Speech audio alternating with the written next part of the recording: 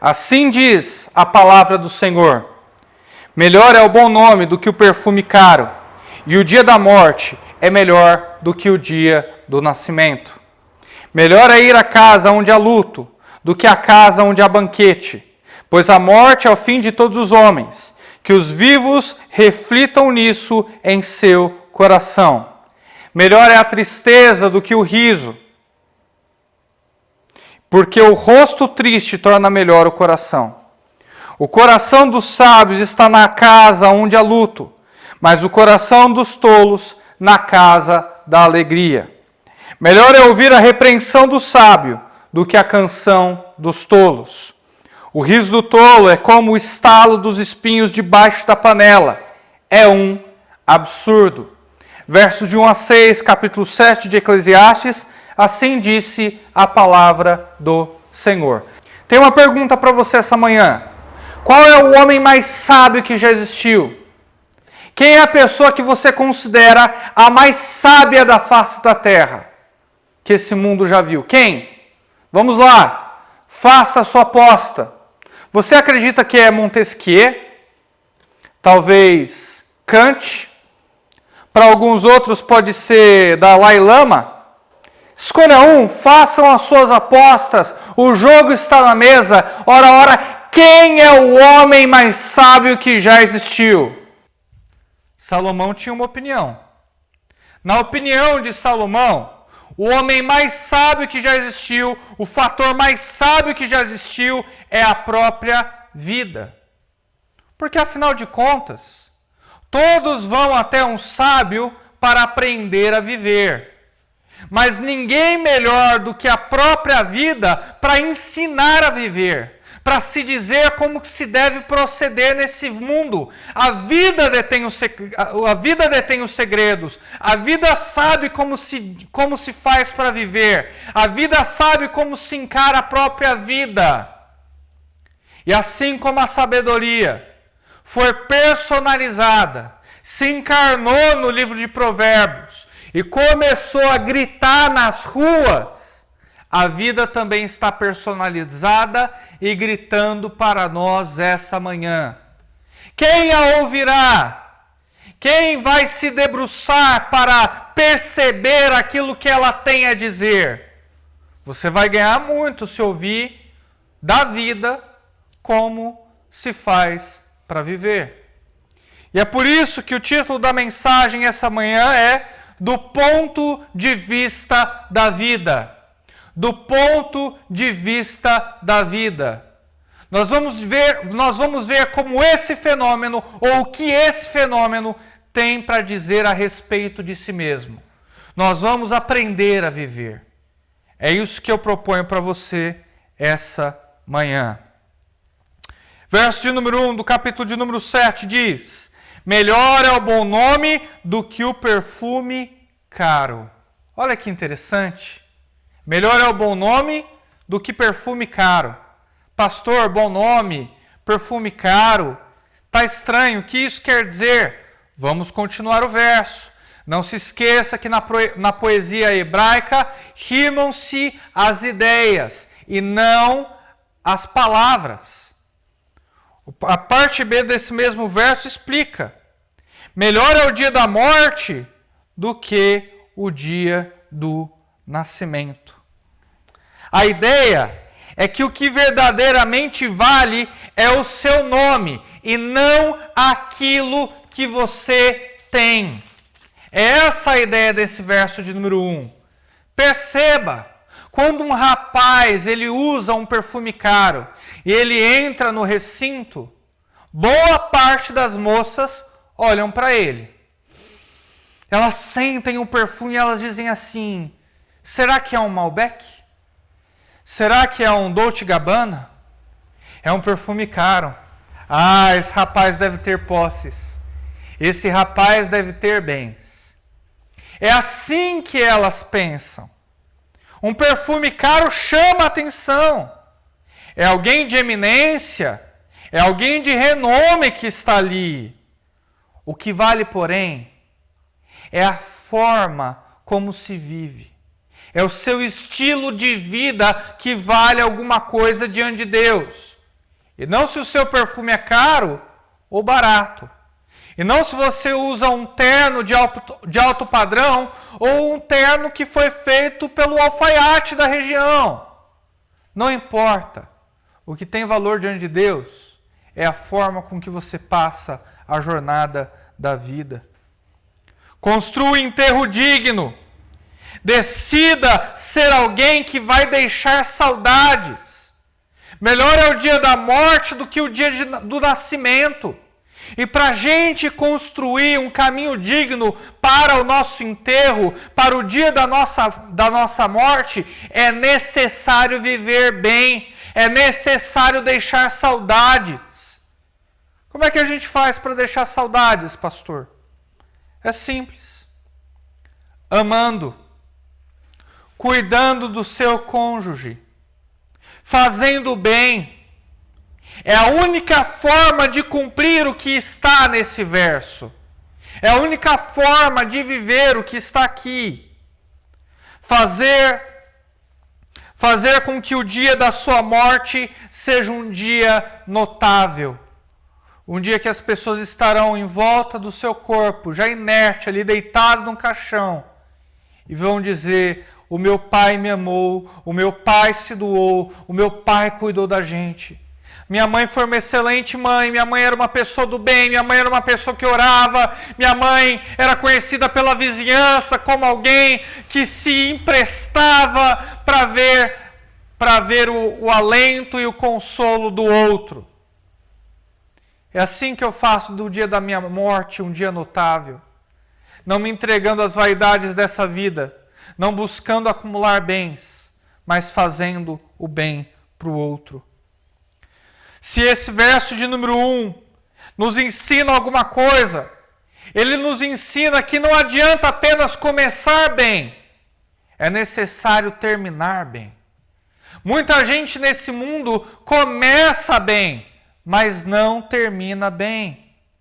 Muita gente é avivada, ora, busca Deus, faz o bem para o outro, mas não mantém esse padrão até o dia da sua morte. Acaba trocando de cônjuge, acaba desprezando os filhos, acaba fugindo do canto da oração, da vida devocional, de uma entrega às boas obras.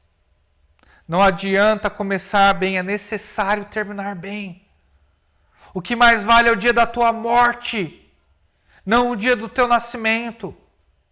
Não há dignidade em nascer, todos nascem de uma forma ou de outra, mas nós escolhemos a forma com que seremos lembrados, nós escolheremos a forma com que vamos morrer, é o que diz esse verso. Não se iludam, o cristianismo que não reflete no outro, o cristianismo que não faz o bem para o próximo é um cristianismo irreal, é um cristianismo que não existe. Está longe do legado deixado nas Escrituras Sagradas para que vivamos. Saiam às ruas, o tempo é esse, preguem o Evangelho para o maior número de pessoas que vocês conhecem. Façam o bem em todo o tempo, façam o bem sem reservas, sem medidas. Alimentem aquele que tem fome, vistam aquele que está pelado, deem um copo de água para aquele que tem sede, preguem o Evangelho de Cristo, digam que Ele morreu e ressuscitou para que os homens fossem reconciliados por Deus. Esse é o período, essa é a hora, não desperdice a sua vida. Façam isso para serem vistos por Deus. E vocês vão ter um enterro digno. Façam isso para serem vistos por Deus e por Deus somente. E vocês terão um enterro digno. É assim que se cumpre o verso de número 1. É isso que a vida tem a dizer a respeito de si mesma. Essa é a mensagem do ponto de vista da vida.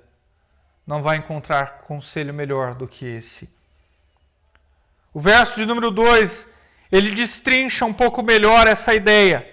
Melhor é ir à casa onde há luto a casa onde tem um velório acontecendo, do que ir à casa onde há banquete.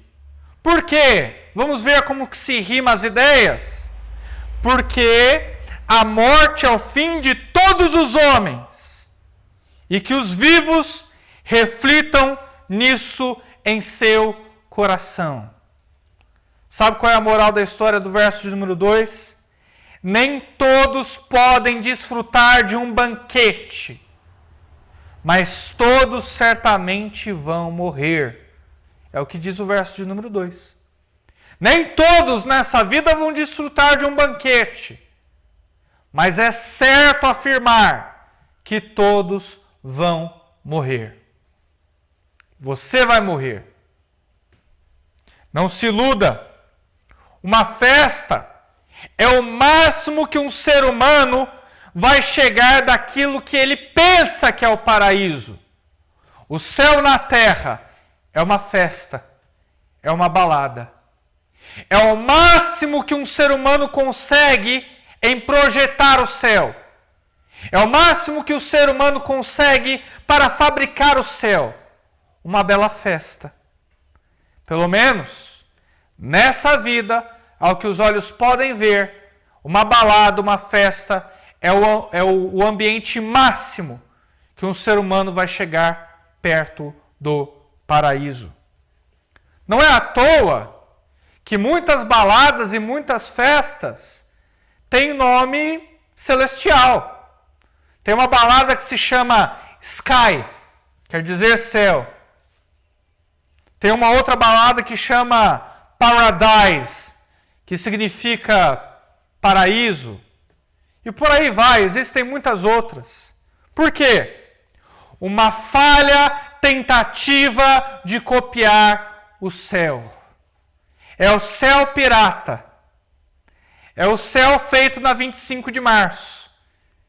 É assim que o ser humano age e se relaciona. Aí muitos podem me dizer assim, pastor, você não sabe de nada. Esse pastor aí acha que sabe alguma coisa, pastor não sabe de nada. Pastor, festa é maravilhoso. Eu já fui em festa, pastor, saiba você que eu já fui em festa que tinha hora para começar, mas não tinha hora para acabar. Você sabe o que é isso, pastor? Você não sabe o que é. Uma falha tentativa de ser eterna. Só o céu é eterno. Só o paraíso que Deus criou é eterno. Nenhuma balada nessa vida, nessa terra, por melhor que seja, por mais renomada que seja, por mais cara que seja, nenhuma festa nesse mundo vai ser eterna. Pode ser que tenha acabado mais tarde. Pode ser que tenha acabado no outro dia. Pode ser que tenha acabado daqui a 5 dias. Mas ela acabou. Mas ela teve um fim. Não conseguiu cumprir a proposta do seu nome. Não conseguiu ser eterna. No outro dia, você estava com ressaca,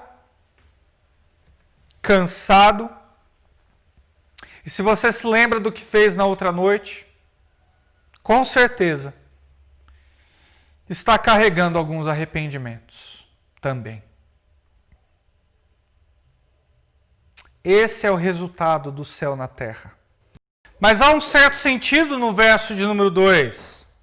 O motivo do porquê é melhor ir a velórios do que a festas. Sabe por quê?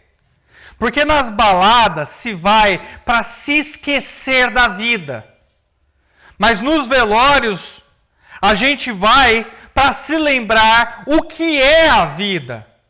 Nas baladas se vai para se esquecer da vida, mas nos velórios se vai para se lembrar do que a vida se trata, sobre o que é a vida. Quão frágil é a vida. Uma bala, um objeto de alguns centímetros, uma bala perdida, tem o poder de colocar um fim em todos os seus planos, em todos os seus projetos. O coronavírus, um ser microscópico que já matou milhares de pessoas ao redor do mundo inteiro, tem o poder de te separar da sua família, dos seus entes queridos. É a realidade da morte. Nós não podemos esquecê-la. No velório se aprende a viver.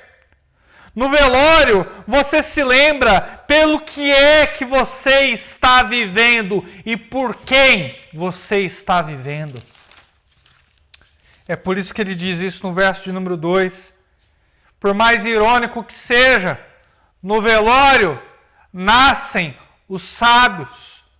No dia que morre um tolo, pode nascer um sábio, porque o sábio, observando a vida do tolo e a forma com que ele viveu, pode determinar em seu coração: eu não quero morrer assim. Eu não quero deixar esse legado que esse homem deixou. Eu não quero deixar esse legado que essa mulher deixou. E construir um caminho melhor para si, que reverbera na vida de outros. Eu não estou dizendo que Deus se alegra quando você perde alguém. Eu não estou dizendo que Deus se alegra com a sua tristeza. Ele não se alegra com a sua tristeza. O nosso Deus não é um Deus tirano. O nosso Deus não é um monstro. O próprio Cristo chorou no velório do seu melhor amigo Lázaro. Se há um ser que tem empatia, é o nosso Deus. Se há algum ser no universo inteiro que entende a sua dor, é o nosso Deus. A Bíblia não está falando contra a alegria em si, mas contra uma alegria tola, contra uma alegria que não tem motivo, sem raiz em Deus. Fuja desse tipo de festa. Fuja de estar com esse tipo de pessoa. Olha o que diz o verso de número 3. Melhor é a tristeza do que o riso, porque o rosto triste torna melhor o coração. A sede das emoções, a sede do raciocínio, da reflexão humana. A tristeza deixa esse tipo de coração melhor, mais saudável. Por quê? Porque a tristeza é o momento de pausa do coração. A crise é o período onde o coração fecha para balanço, para pensar na forma com que está vivendo. Dentro disso, pode ser paradoxal, pode ser contraditório, pode soar incoerente, mas eu te garanto que não é. O período de tristeza é o período de cuidado de Deus na sua vida. Como é que é, pastor? É. O período de tristeza é o período de cuidado de Deus na sua vida. É o período que Ele está cuidando de você, de quem você é, da forma com que você está vivendo. É Deus querendo te deixar mais sábio. É Deus permitindo que a vida te ensine, te dê uma lição. Do ponto de vista da vida, nós precisamos entender que não se deve viver sem pensar. Nós precisamos pensar para viver. Não viva sem pensar. Pense para viver. Reflita sobre a sua caminhada. Jesus Cristo morreu por 3 dias e por 3 noites. Os apóstolos, seus discípulos, quem estava ao redor, teve que pensar sobre aquele fenômeno. Teve que pensar sobre a morte de Cristo. Provavelmente na mente deles haviam muitas perguntas. Por que ele se rendeu? É uma pergunta que parece legítima, que pode ter passado na cabeça dos apóstolos. Por que ele se rendeu? Ele era o Messias? Como alguém pode ter vivido de forma tão perfeita? São pelo menos 3 perguntas que provavelmente passaram na mente deles. naquele período de tristeza, na casa da tristeza, no velório de Jesus. Somente quando Jesus Cristo ressuscitou, foi que perceberam que ele havia cumprido cada promessa do Antigo Testamento. Perceberam que era sobre ele a quem os profetas se referiam. Era necessário refletir sobre quem ele era, antes que entendessem a plena revelação. E ela veio na aurora, ela surgiu no dia da sua ressurreição. E quando ele ascendeu os céus, o Espírito Santo os lembrou de cada palavra que Jesus Cristo havia dito, cada palavra que ele havia ensinado.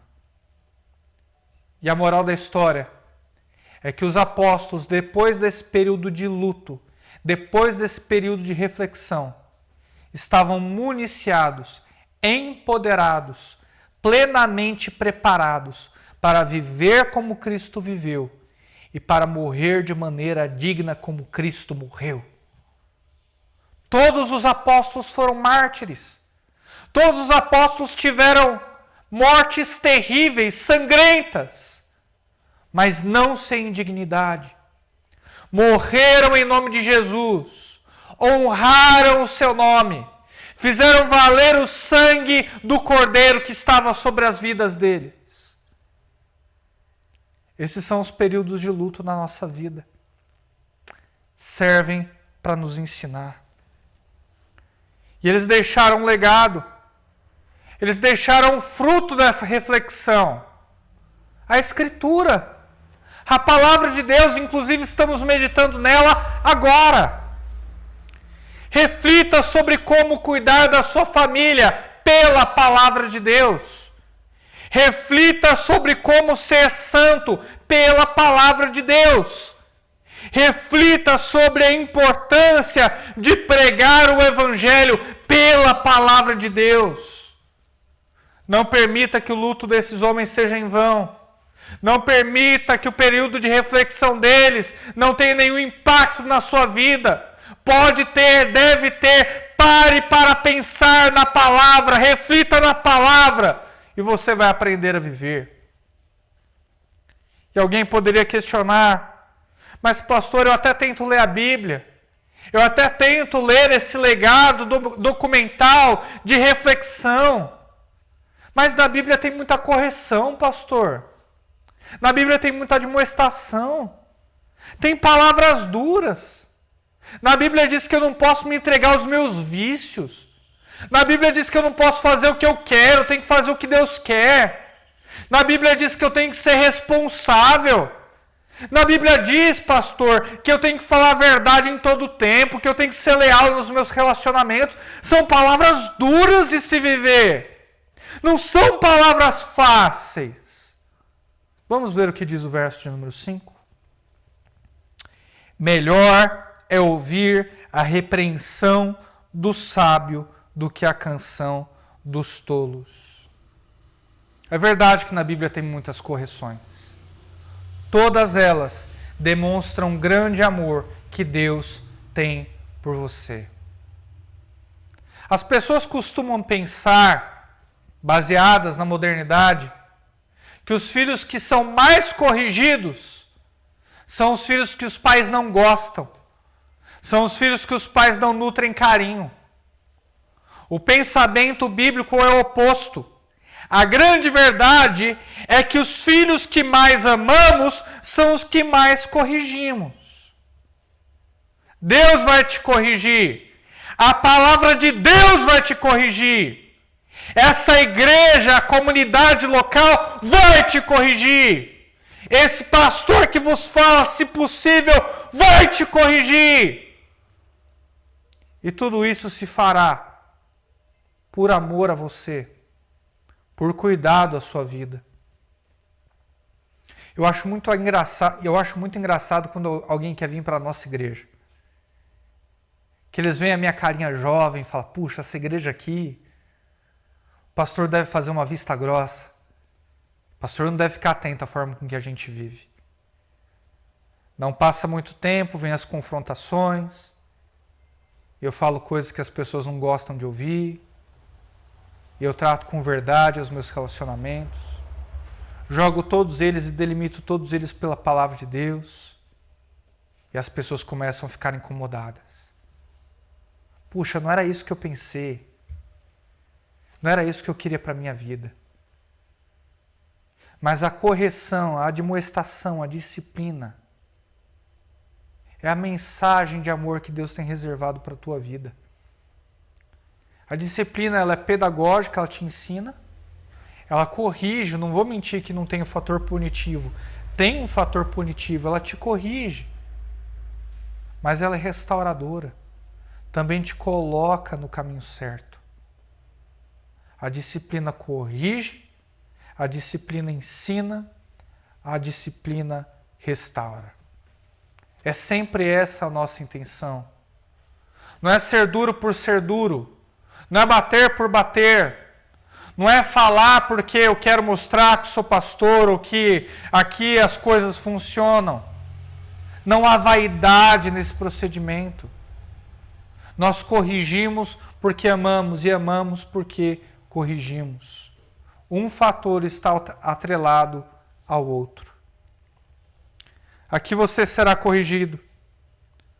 Aqui você vai aprender a cuidar do seu cônjuge. Aqui você vai aprender a falar a verdade acima das consequências. Aqui você vai aprender a criar os seus filhos com amor e com rigor.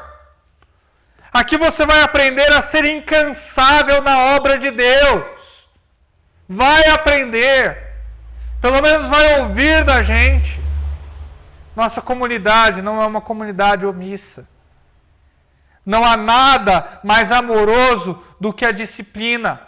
Hebreus 12:5 vai dizer que Deus corrige a quem ama e castiga e bate em todo aquele que recebe como filho. E se somos imitadores de Deus, também temos que exercer uma disciplina bíblica. Muito se fala sobre frequentar uma igreja de boa doutrina. Muito se fala sobre frequentar uma igreja reformada. E eu concordo. Mas não é apenas isso. Mas frequente uma igreja onde você seja corrigido. Frequente uma igreja onde as pessoas não têm medo de falar as coisas que você precisa ouvir para mudar e aprimorar o seu relacionamento com Deus. Não existe entre você e Deus no seio da comunidade. A comunidade ela tem que meter o dedo e mostrar como se vive a palavra de Deus. Isso é vida comunitária. Isso é ser igreja. Isso é ter um lugar saudável para congregar. Cuidado. Cuidado com a música dos tolos. Olha o que diz aqui. Verso número 5. Melhor é ouvir a repreensão do sábio do que a canção dos tolos. Há alguma coisa que distrai mais do que canções? Há alguma coisa que embala mais a vida da gente do que trilhas sonoras? Toda vida tem trilha sonora. Qual é a sua trilha sonora? Com certeza você ouve músicas em certos momentos que te remetem a memórias ou que significam algo para você. Cuidado. A música te leva, especialmente o ritmo. Cuidado com o ritmo envolvente da canção dos tolos. Cuidado para não ser levado pela música dos tolos, pelo comportamento deles, com a forma com que eles vivem. Você pode passar a acreditar que aquilo está correto, que aquilo é uma forma correta de se viver, pois não é. Ao invés da música dos tolos, prefira os longos e dolorosos discursos dos sábios. É uma questão de preferência. Ao invés da canção dos tolos, Ao invés das músicas de mesas de bar, ao invés das canções que me mostram como viver de maneira tola, como se eu não fosse prestar contas a ninguém, como se não houvesse amanhã, eu prefiro os longos e enfadonhos discursos dos sábios. Não tem música, não tem ritmo, mas me ensinam a viver. Tome esse cuidado. Não se esqueça que Pinóquio seguiu a canção do circo, mas Simba guardou os conselhos do seu pai e se tornou rei. Verso de número 6. O riso do tolo é como estalo dos espinhos debaixo da panela. É um absurdo. O riso do tolo não faz sentido. Ele ri sem perceber que em breve vai morrer. Tal como o espinho que estala debaixo das chamas da panela. Assim é o tolo. Faz muito barulho e não percebe que tem uma vida breve. É o sentido do verso de número 6. O tolo é digno da minha mais profunda misericórdia. Quando eu vejo um tolo, o meu coração dói de tanta misericórdia. Eu tenho misericórdia deles porque, afinal de contas, eu tenho misericórdia de quem não avalia o próprio casamento. Eu tenho misericórdia de quem não avalia a própria vida devocional. Eu tenho misericórdia de quem não avalia a própria ética, a própria moral, a vida de oração. Eu tenho misericórdia de quem vive a vida de maneira frenética, sem pensar. Eu tenho misericórdia desse tipo de gente.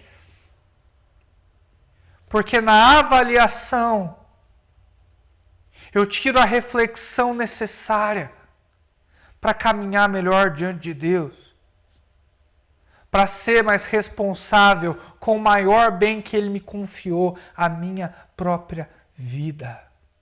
A minha própria vida. Em breve você morrerá e estará diante do tribunal de vida.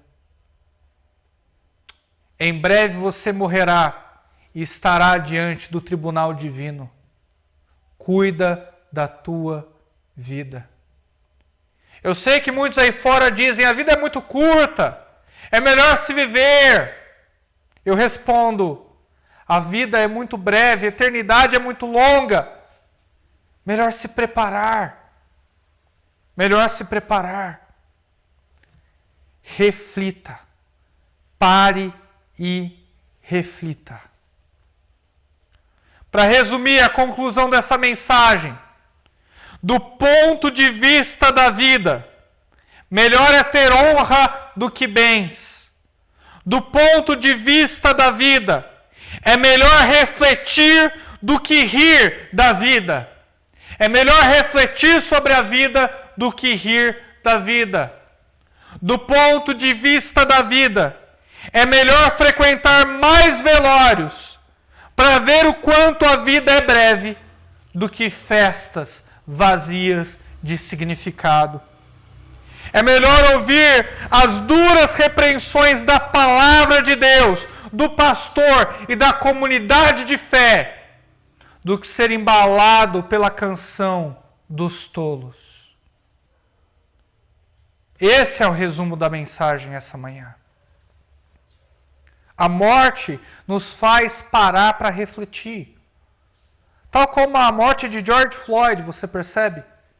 Aquele afro-americano que foi morto de maneira arbitrária por um policial lá nos Estados Unidos.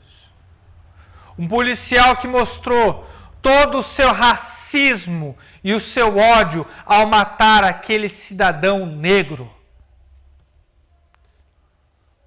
Passam-se os séculos, passam-se as décadas, e o cristianismo vai ganhando as suas ênfases.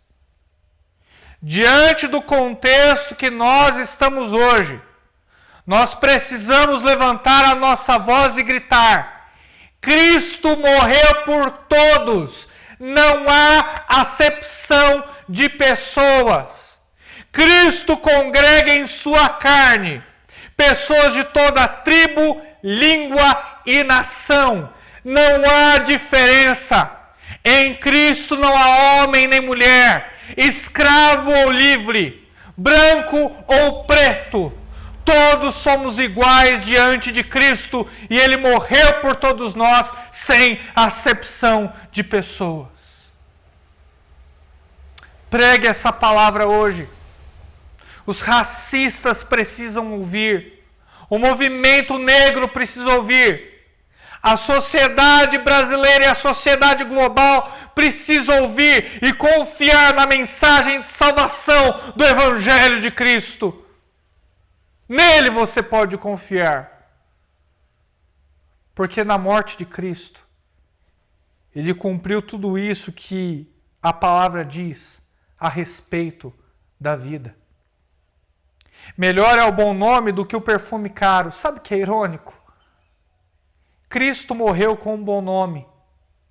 Cristo morreu de maneira digna. Viveu uma vida perfeita, sem nenhuma mácula sequer. E no dia que foram levar perfume caro para Ele, no dia que as mulheres foram levar perfume caro para embalsamar o seu corpo, Ele já havia ressuscitado. Cristo é esse ser que prefere o bom nome do que o perfume caro. E Ele é o único que pode te dar a vida eterna. Não importa a sua tribo, não importa a sua língua, não importa a sua cor, não importa o seu gênero. Cristo é capaz de te dar a vida eterna. Confie nele, o perfeito, de bom nome, que preferiu morrer com honra do que ser conhecido pelos seus bens, que preferiu te dar a salvação eterna em seu nome do que as riquezas desse mundo. Confiemos em Cristo e aprendamos a viver. É a minha mensagem para você essa manhã.